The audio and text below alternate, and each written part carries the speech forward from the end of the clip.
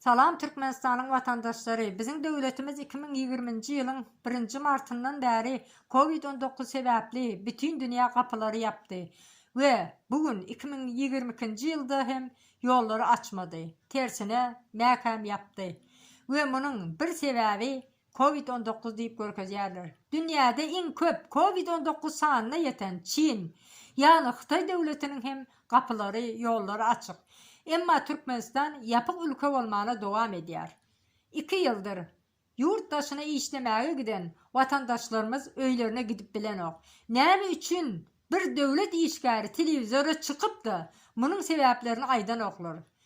Serdar Berdimuhamedov taze prezident seçildi. Buna da borla deydik. Emma bu da hiçbir ütköşklük etmedi. Näme üçün haklarımızı talep edemiz ok. Haçana çenli beyle devam edecek.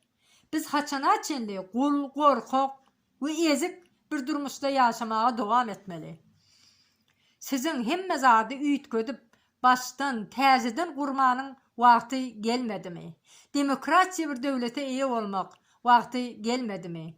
Bu yazgıyını her yerde paylaşın, okusunlar, dinlesinler ve doğru yolun haysi olduğunu özler cevap versin.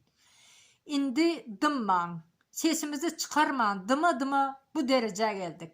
Əksələr 10 adam əkiderler, 100 adam əkiderler, emma 5 milyon əkidip bilmezler. Oyanın, millet oyanın. Bu yazgıyını devletin başındakiler görüyence paylaşın ve sizem yazmağa devam edin.